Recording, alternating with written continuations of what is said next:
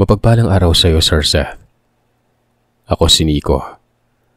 Ang kwentong ibabahagi ko ay karanasan ng aking ama na si Roy.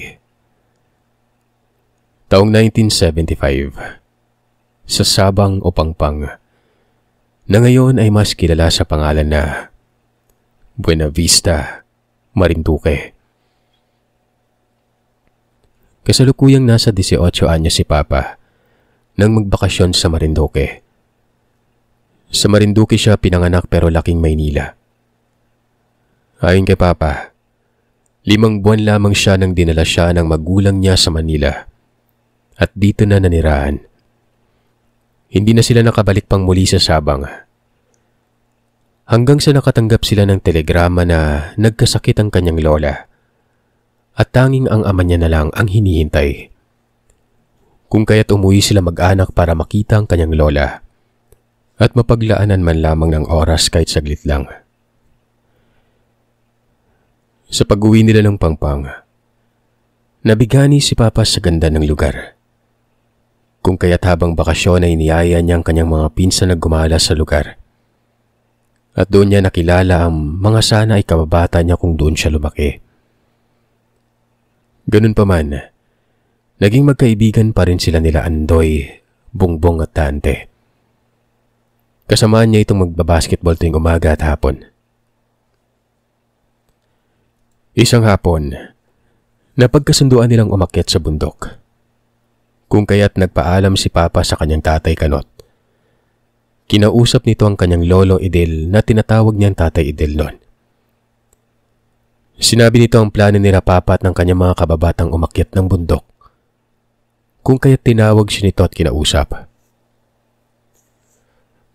Apo, bago ka umakyat sa bundok ay tandaan mo. Yung mga sasabihin ko na ito sa iyo ha. May mga parte ng bundok na hindi niyo dapat puntahan. Ano po yung mga yan, Tay? Halika, may ibibigay ako sa iyo. At tinakay nito si Papa papunta sa isang silid na nagsisilbi nitong lagay ng kanyang mga gamit. Yun ang unang pagkakataon na nakapasok si Papa sa silid na yon. Namangha ito ng pagkapasok niya ay napakaraming mga bagay na animoy pinaglumaan na ng panahon. Pero napakakintab na mga ito na parang alagang-alaga ito ng kanyang Tatay Idel. Mas nakatawag ng pansin sa kanya ang isang maliit na libro na animoy sakto lamang sa palad ng laki. Kulay itim ang libro na ito na tila ba may silyo sa pamamagitan ng balat ng puno ng niyog. Sa mga nakakita na ng puno ng niyog na bata pa, meron itong kulay kaki na balat na anino'y napakakunat nito at hindi mapunit-punit. At yan ang itsura ng bagay na nagsisilbing silyo ng maliit na aklat na yon. Hinawakan ni Papa ang libro at tila ba may buhay ang libro na yon. Nagulat na lamang siya ng akma na sana niyang dadamputin ang libro pero bigla-bigla umano itong nasa palad na niya. Kahit hindi pa man dumapo ang kamay niya sa libro. Nakita ng kanyang Tatay Idel kung paano nalipat ang libro sa mga palad ni Papa. At maging ito man ay namanghanon. Totoo ba ang nakikita ko, Roy? Kusang lumipat ang libreto sa kamay mo. Kung ganon, nananalitay sa dugo mo ang dugo ni Apulintog. Po, sino si Apulintog, Tay? Si Apulintog. Siya yung babaylan ng ating kanunuan. Na mawala ito ay iniwan nito ang libretong nasa kamay mo ngayon. Nagpasapasahan na lamang kaming mga matatanda para pangalagaan ang kanyang pagmamay-ari. At sa lahat ng mga nagdaang henerasyon na kagaya mong kabataan, sa iyo lang kusang lumapit ang libreto. Pagsasalisay nito. Pakiramdaman mo, iho. Subukan mong buklatin ang libro. Nang pinakiramdaman ni Papa ang libro, may nararamdaman siyang tila ba mainit na sensasyon na dumadaloy sa kanyang mga kamay. Tila ba kinikilala nito ang dugo na nananalaytay sa kanyang mga ugat. Maya-maya pa, nang hawakan niya ang libreto para buklatin, napaawang na lamang ang kanyang bibig nang kusang bumukas ang libro. Pagkabukas ng pahina, ganoon na lamang ang gulat niya nang rumihistro ang tunay niyang pangalan at hindi lamang ang tawag sa kanya ng mga tao na Roy. Nakita ni Papa kung paano lumiwanag ang mukha ng kanyang tatay Idil, kung gaano ito kasaya. Si Papa, naguguluhan, nabigla sa mga natuklasan sa sarili. Halos hindi niya lubos maisip na siya ang susunod sa yapak ng kanyang angkan. Tuloy-tuloy ang pagsulat ng mga kataga sa libro. At yun ay naglalarawan ng mga pangyayari sa nakaraan at kung ano ang dahilan ng pagkakasakit ng kanyang nanay Santissima. Rumihistro sa kanyang mukha ang inis at galit nun. At ang pagkahindik nang makita niyang hindi basta-bastang nilalang ang may kagagawan ng pagkakasakit ng kanyang ina. Napalapit sa kanya si Tatay Idil para magtanong kung ano ang nangyari. "Sino si Matilda, Tay?" tanong niya dito habang hindi inaalis ang mata sa mga pahina ng libreta. Napatingin ng diretso si Tatay Idil sa balat ni Papa. Sabay sagot ng, "Si Matilda, ang tiyahin ni Tatang Ibog. Ang lolo mo sa tuhod. Si Tatang Ibog ang aking ama na nagmana sa pangangalaga ng libreto at ng lahat ng kagamitan ng silid na ito. Si Tia Matilda naman ang kanyang kapatid na babae na pinipilit na siya ang mangalaga at mamahala sa lahat ng gamit ng aming mga ninuno. Hindi pumayag ang tatay dahil hindi naman kay Matilda inihabilin ng lahat ng ito. Nagalit si Matilda. Lumipat ng tirahan kung saan malayo sa kanila. Paminsan-minsan ay nakikita nila itong pumupunta sa iniwang bahay nito na malapit lamang din sa kanila. Isang buwan ang nakaraan. Bago pa man nagkasakit ang kanyang nanay Santissima, nagkaroon ito ng engkwentro kay Matilda. Nagkasagutan ang mga ito. Naglinis kasi ng bakuran si Matilda at ang mga dumi ay itinapon niya sa mga pananim ni Nanay Santissima na naging dahilan para magalit ito at sinita niya si Matilda sa ginawa nitong pagtapon ng dumi sa kanyang pananim.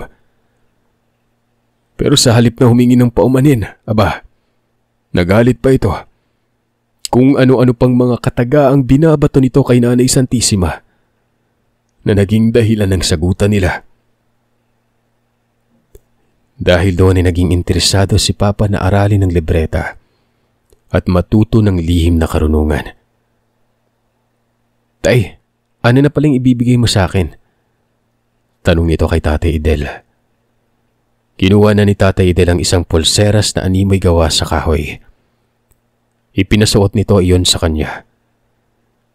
Tila ba nagdulot yun ng banayad sa sensasyon sa kanyang pulso at nagdadala ng kaginhawaan sa kanyang pakiramdam.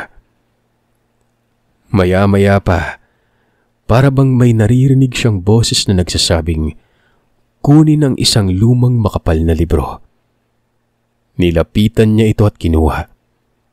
Kaagad niya itong binuklat sa gitna.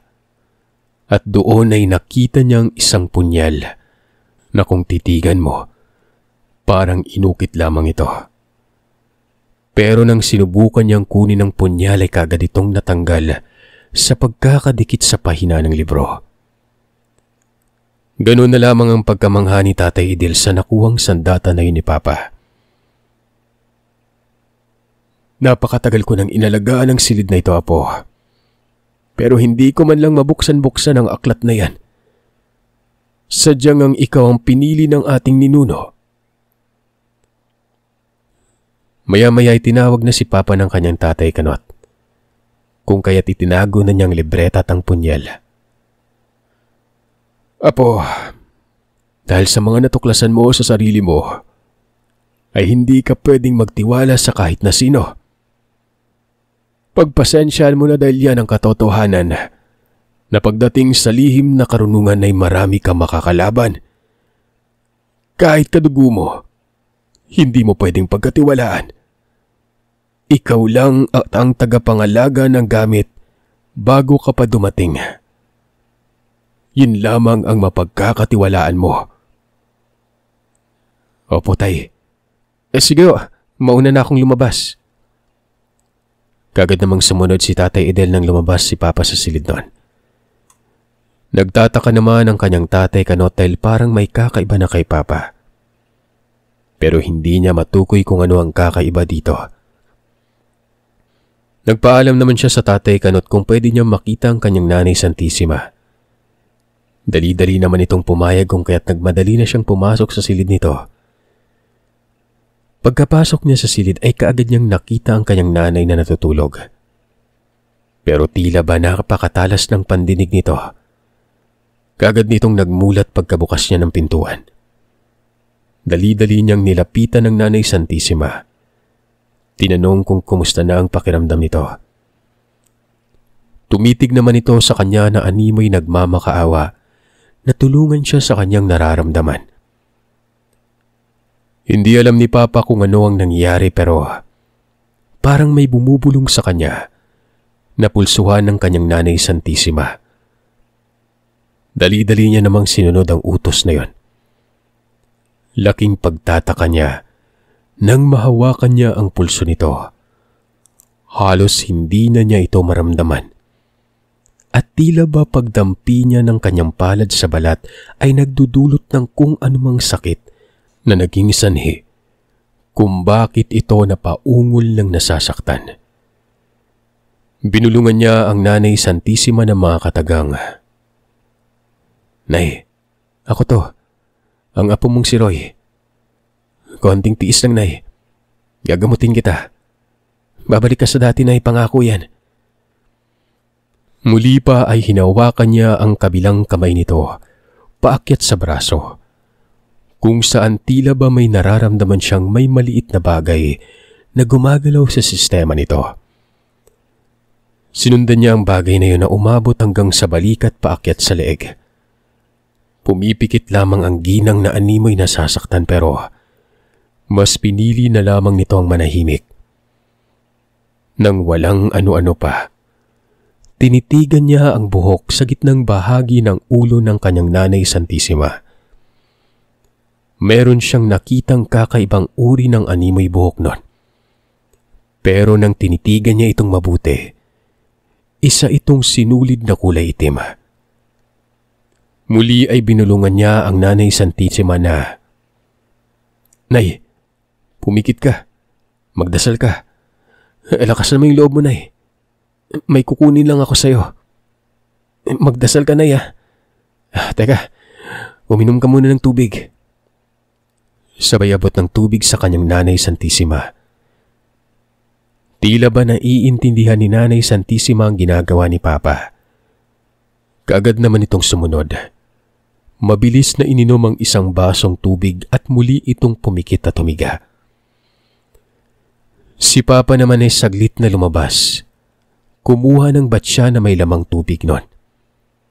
Nilagyan niya ito ng pinaghalong langis ng niyog at suka. Pagkatapos ay nag-anunsyo ito sa mga tao sa bahay na walang papasok o kakatok sa kwarto ng kanyang Nanay Santissima. Tanging si Tatay Idel lamang ang hinahanap niya. Pinapasok sa silid. Pagkatapos ay kaagad na nilang sinarado ang pintuan. Nagtataka man ang kanyang Tatay Kanot sa kinikilos nilang maglolo. Pero wala na itong nagawa. Nakasarado na ang pintuan ng silid. Nakakandado pa ito. Sinubukan itong kumatok, pero hindi na ito pinapansin ng dalawa. Samantalang sa loob naman ng silid ay hinahanda na ni Papa ang batya. Dito niya ipapasuka kay Nanay Santissima kung anuman ang nakapaloob sa sistema nito. Nang maayos na niyang batya, muli niyang sinipat ang sinulid. Kaagad naman niya itong nakita. Pagtingin ni Papa sa orasan ay nakita niyang impunto 3:00 na ng oras. Kung kaya't dahan-dahan na niyang hinugot ang sinulid. Napaungol ang Nanay Santissima na tila ba nasasaktan. Pero muli itong binulungan ni Papa. "Konting tiis lang, Nay, ha. Saglit na lang to." Wika niya sa nanay sabay biglang hugot sa sinulid. At kaagad na tinapalan ng isang halamang gamot ang maliit na sugat. Kaagad niyang inilagay sa tubig na nasa batya ang nakuha niyang sinulid. Laking gulat nila nang makita nila ang paggalaw ng sinulid na yon. Unti-unting nagsilitawan ng animoy mga kuto na nagkamatay sa pinaghalong langis at suka. Maya-maya pa, umuwa si Nanay Santissima. Kaagad na sumuka sa batya. Doon ay sunod-sunod na naglalabasan ang animoy balahibo ng hayop na lumabas mismo sa kanyang suka. Napakalansa at napakaasim ng amoy na halos hindi kayang tiisin ni Papa. Pero hindi niya alam kung paano niya kinakaya yon. Maging si Tatay Idil ay masuka-suka. Pero para hindi ito masuka ay kinagat na lamang nito ang dahon ng buyo na ginagamit nilang panapal sa noo ni Nanay Santissima tuwing magtakip silim. Pagkatapos magsuka ay kaagad na binalot ni Papa ang mga isinuka nito. Gamit ang bestida na suot-suot niya noong nakaharap niya si Matilda. Kaagad na ipinasok yun sa isang lata na may laman na gas. Sinigaan, kasama ang damit na binalot sa mga balahibo ng hayop. Nilagyan nila ito ng insenso at langis na gawa pa ng kanyang Tatay Idil. Saktong 6:00 ng gabi, nang tuluyan ng natupok ang damit kasama ang mga balahibo ng hayop na iniluwa ni Nanay Santissima. Pagsapit ng 9:00 ng gabi, isang napakatinis na tinig ng animoy, galit, nasasaktan at nananangis na matinis na boses ng babae ang kanilang narinig noon. Na animoy sumisigaw din ito ng saklolo. Subalit hindi na nila ito binigyan pa ng pansin. Ayon kay Papa, hindi niya alam na nanggagamot na pala siya sa ginawa niyang yon kay Nanay Santissima. Para sa kanya ay ginawa niya lamang ang sa tingin niya ay kailangan niyang gawin para matulungan noon ang kanyang lola. Kinabukasan, kinausap ni Papa ang kanyang mga kaibigan na ipagpaliban na muna nila ang pag-akyat sa bundok. Marami pa siyang kailangang gawin at kailangan ng kanyang Tatay Idil ang tulong sa pag-aalaga sa kanyang Nanay Santissima. Naintindihan naman yun ng kanyang mga kaibigan, kung kaya't nagparaya na lamang ang mga ito. "Sige tol, magsabi ka lang kung kailan na tayo aakyat para naman makapaganda kami ng mga babaunin nating pagkain." "Sige tol, hayaan mo, papaalam ko kagad sa inyo." Kagad naman umalis sa mga kaibigan niya pagkatapos nila mag-usap. Umalis din si Papa para manguha ng halamang gamot. Hindi niya alam kung paano niya yun nagagawa. Pero animoy alam na niya kung ano ang kanyang gagawin at kung anong halamang gamot ang kailangan niyang kanyang Nanay Santissima. Nang makarating sa sapa kung saan siya dinala ng kanyang mga paa, ay marami siyang nakitang iba't ibang uri ng halamang gamot. Kaganyang kinuha mga yon. Ang isang puno na kung tawagin ay bumbuaya. Kinuha niyang talbos at ang ibang malambot na bahagi ng dahon nito ay itinapal niya sa noo ng kanyang nanay. Ang talbos naman ay kanyang nilaga, pinakuluan, hanggang sa ang 3 parte ng tubig na kanyang nilagay sa matuyo at isang parte na lamang ang matira. At yun ang kanyang pinapainom sa Nanay Santissima.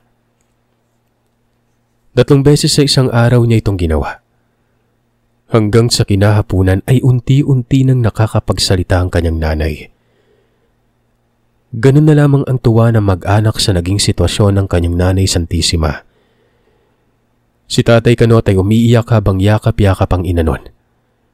Dahil ang buong akala nila ay mawawala na sa kanila ang kanilang nanay. Kasabay ng kanilang pagsasaya sa unti-unting pagaling ng nanay Santissima ay ang pag-alam nila ng balita na namatay na ang tiyahin ni Lolo Idel na si Matilda. Isang araw, umaga, habang nasa bakuran ng mag-amang Tatay Kanot at Roy, may matandang lalaki ang dumating. Hinahanap nito si Tatay Idel. "Nasaan si Idel?" tanong nito, na tila ba hindi kilala nito si Tatay Kanot. "Nasa loob po." Dali-dali naman itong tinawag ni Roy. Paglabas ni Tatay Idel ay kaagad itong dinuro-duro ng matanda. "Ano, Idel? Masaya ka na ba sa nangyari kay Matilda, ha?" "Nangyari kay Matilda? Wala akong alam sa kung anong pinagsasabi mo, Tio Ping." "Anong wala? Tanging ang paggamot lamang sa asawa mo ang dahilan kung bakit siya namatay." Dahil sa sinabi ng matanda, ay diretsyong napatingin si Papa Roy sa matandang yon. Ganon din si Tatay Kanot. "Kung ganon, talagang si Tia Matilda ang dahilan kung bakit nagkasakit ang asawa ko?" patanong na wika ni Tatay Idel sa matandang yon. Hindi ito sumagot at tila ba may nararamdaman ito sa lugar na nakatawag ng pansin niya. Pero hindi nito matukoy kung sino at saan ang nilalang na yon. Wala itong ka-idea na ang batang lalaking nasa harapan niya ang gumamot sa Nanay Santissima. "Malalaman ko din kung sino ang tumutulong sa pamilya niyo. Humanda ka, Idel. Hindi ko hahayaan na ganun-ganun lamang na mawala ang asawa ko." "Mawalang galang na ho, ha. Pero kung pagsalitaan niyo yung tatay ko, para bang walang anak na nakikinig, ha. Magdaan-dahan kayo sa pagbabanta, Manong." Tinitigan sila ng matanda. Lalo na si Papa Roy. Sabay ngisi. "Nandito pala ang pinakabatang miyembro ng inyong angkan. Baka naman nag-iilusyon kayo na muling mabubuhay ang matagal nang nakabaon na kakisigan ng inyong kaninununuan. Magpasalamat ka at malakas na albularyo ang nilapitan mo. Pero ngayon pa lang ay sinasabi ko na sa iyo, Idel, itago mo na itong pinakabata at pinakamahinang miyembro ng pamilya niyo." Wika nito, sabay turo kay Tatay Roy. Tahimik naman na nakikinig lamang si Tatay Roy. Sa isip-isip niya, hindi niya hahayaan na may isang miyembro pa ng pamilya niya ang manganib dahil sa mga taong kagaya ng pamilya ni Matilda at Uping. Nang mismong araw din na yon, nagpaalam si Papa Roy sa Tatay Kanot at Tatay Idel na aakyat ng bundok Malindig. Mag-isa lamang siyang aakyat ng bundok dahil tila ba may bumubulong sa kanya na kailangan niyang pumunta sa kuweba. Kung anong meron sa kuwebang yon, yun ang hindi niya alam. Pero magpaganon pa man ay kailangan niyang pumunta at pakiramdam niya ay hindi magiging maganda ang mga darating na araw. Gusto pa siyang samahan ng Tatay Kanot pero siya na mismong hindi pumayag. "Dito ka na lang, Tay. Bantayan mo si Nanay at Tatay. Alam ko hindi maging magandang mararamdaman niyo sa gabing ito. Kailangan ni Nanay ng pag-alalay at pagbantay ninyo." Wala namang nagawa ang kanyang tatay at lolo kundi ang pumayag sa gustong mangyari ni Papa. Nagtataka man, pero unti-unti nang pumapasok sa isipan ng Tatay Kanot na baka ang Papa Roy ang pinili ng kanilang ninununon. Kung kaya't kahit walang kaano-ano, ay nakaya nitong gamutin ng Nanay Santissima. Nagkaroon ito ng kakayahan para maging bukas ang kaalaman sa lihim na karunungan. Kinuha ni Papa ang libreto at binuksan yon. Isiselyo niya ang bahay at tataasan ng poder para hindi sila basta-bastang mapapasok ng kung sino mang demonyo ang may balak na gawan sila ng hindi maganda. Hindi alam ni Papa kung paano niya yun ginawa. Basta, sinunod niya kung ano ang pinapakita ng libreto. Mahigit 1 oras siyang nag-uorasyon bago niya natapos ang pagpopoder at pagsilyo ng bahay. Saktong 12:00 ng tanghali nang matapos siya sa kanyang ginagawa. Hindi na siya pumasok ng bahay. Dumiretso na siyang umalis at nagsimula ng maglakad papuntang bundok. Hindi alam ni Papa kung saan siya kumukuha ng detalye sa daan paakyat. Pero tila ba may sariling isip ang kanyang mga paa. Animoy alam na alam niya kung saan siya dadaan para maakyat ang bundok at marating ang lugar. Sa kanyang paglalakbay, ay nakikita siya ng mga tao sa lugar. At nagtataka ang mga ito kung bakit may dayuhang naglalakad.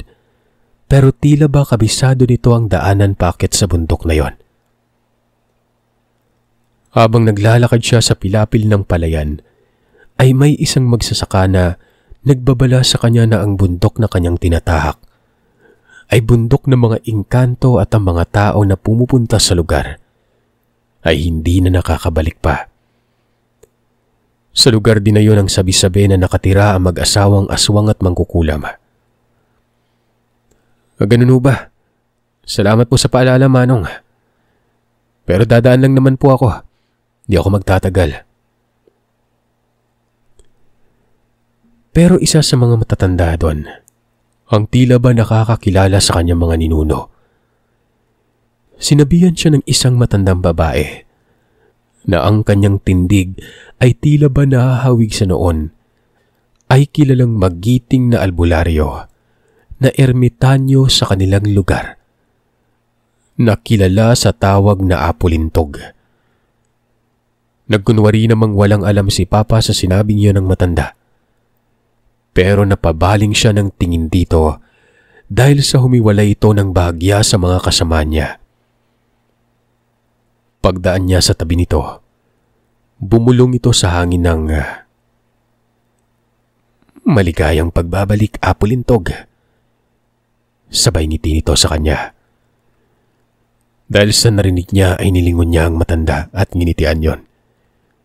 Kitang-kita niya kung paano lumiwanag ang itsura nito, na kung hindi lang ito nagpipigil sa sarili ay kagad na sana nitong iniwan ang pag-aani at susunod sa kanya. Palihim niya itong binigyan ng mensahe na manahimik na muna at magkikita na lang silang muli. Hindi niya alam kung paano niya yun nagagawa. Tila ba ang pakiramdam niya ay siya ang kumukontrol ng kanyang katawan at isipan. Pero ganun pa man, ay wala siyang nararamdamang mali sa kanyang ginagawa. Ang lahat ng galaw niya ay animoy umaayon sa pangyayari at sa kung ano ang kailangan niyang gawin nun. Pagtawid niya ng sapa, meron siyang nakitang isang kubo. Sa amoy pa lamang nito ay alam niyang hindi mabuting nilalang ang nakatira doon. Pero dahil sa bilis ng kanyang paglalakad, nilampasan niya lamang ang kubong ito. Pero tila ba may mga matang nakatitig sa kanya mula sa bintana at sinusundan ng tanaw nito ang kanyang paglalakad. Hindi niya na lamang ito pinansin pa. Sa kanyang hinuha, nasa 7:00 na ng gabi nang marating niya ang bukana ng kuweba. Himala namang kaagad siyang may nakitang sulo sa bukana ng kuwebang yon. Kinuha niya yon at kaagad na sinindihan, at yun ang ginamit niyang ilaw papasok sa kuwebang ito. Ganun na lamang ang kanyang pagkamangha. Nang pagpasok niya sa kuweba, may nakita siyang isang sandata at isang baul na tila ba sinadya itong itago sa lugar na yon. Kinuha niyang isang maliit na krus at nang sinuri niya ito, isa itong uri ng tagiban ng punyal. Tagiban lamang yon, kung kaya't kinuha niya ang punyal sa kanyang bewang. Sinubukang ipasok sa tagiban na yon. At hindi siya nagkakamali. Yun ang tagiban ng punyal na nakuha niya sa loob ng aklat na nasa pangangalaga ng kanyang tatay Idel. Kasunod noon ay kinuha niyang maliit na baul at kaagad na tinago sa dala niyang maliit na bayong. Kaagad din naman siyang umalis sa lugar matapos makuha yon. Hindi niya pa rin maintindihan kung paano siya nakakalakad ng mabilis at tila ba wala lamang sa kanya na tawirin ang 3 sapa para marating ang kuweba at ganun din pauwi nun. Pagdating niya sa bukana ng sapa kung saan nakatirik ang malit na kubo, ay may nakita siyang isang matanda na nakaharang sa daan. Nagkamali ako ng pag-aakala na wala ng uusbong pangbinhi para muling mabuhay ang matagal nang namayapa na silintog. At ngayong nandito ka, saang lupalop ka ba nang galing at nagsanay bata? Tanong ng matanda. Nasa dugo ko na yung pagiging batikang babaylan. Hindi ko na kailangan pang magsanay. Yun nga lang, pinagpraktisan ko yung kabiyak mo nang pininsala nito ang Nanay Santissima ko. At ngayon ikaw naman, nandito ka sa harapan ko? Bakit? Anong motibo mo? Tanong dito ni Papa. Nakita niya kung gaano nag-apoy sa galit ang mata ng nilalang. Namula ang mga mata nito. Dali-dali siyang sinugod. Inilagan naman niya ang bawat pag-atake at dahil sa wala siyang ibang dalang sandata maliban sa punyal, yun na lamang ang hinugot niya sa tagiban. Laking gulat ng nilalang nang makita nito ang klase ng sandata na dala-dala ni Papa. Rumihistro ang takot sa mukha nito. Pero wala na itong ibang pagpipilian kundi ang makipaglaban sa kanya. Tila ba isa lamang itong pag-iensayo para kay Papa. Mabilis kumilos ang nilalang at sa isang iglap ay tinamaan ito sa braso si Papa na naging dahilan para seryosohin na niya ang pakikipaglaban sa nilalang na yon. Nang muli pa nitong sinubukan na atakihin siya, ay inaral niya ang kilos ng nilalang. At nang makalapit na ito sa kanya, ay walang pagdadalawang isip na inundayan niya ng saksak ang nilalang na yon. Natamaan niya ito sa braso, pero tila ba may kung anong epekto ang punyal na yon sa nilalang kung kaya't ganun na lamang ang paghiyaw nito. Muli, inundayan niya ng saksak ang nilalang na noon ay tila ba paiba-iba na ng anyo. Muli itong tinamaan sa kaliwang binti kung kaya't natumba ito sa lupa noon. At sa panghuli niyang atake, inundayan niya ng saksak sa dibdib na naging sanhi ng pagtigil ng hininga ng nilalang na ito. Bumalik ito sa orihinal niyang anyo at ganun na lamang ang pagkagulat ni Papa nang makita niyang tila isa na itong bangkay na naaagnas. Hindi niya man maipaliwanag ang dahilan. Dinampot niya ang bangkay ng nilalang. Ipinasok sa kubo nito. Sinunog. Binantayan niya yon hanggang sa matupok na ito ng apoy at saka pa lamang siya tumawid ng sapa. Nagsimula itong maglakad pabalik sa bahay ng magulang ni Tatay Kanot. Hindi na idinitali pa ni Papa ang iba pa niyang naranasan pagkatapos ng insidenteng yon. Basta ang alam ko, lumaki akong nakikita si Papa na nanggagamot ng mga tao sa dati naming bahay sa may Pasig. Sa ngayon, wala na si Papa. Pero bago pa man ito mangyari, muli itong bumalik sa lugar niyang kinalakihan sa Marinduque. At pagbalik niya ng Maynila, tumigil na rin siya ng panggagamot dahil sa katandaan. Hanggang sa nakabili kami ng bahay sa isang subdivision. At dito na nga siya binawian ng buhay.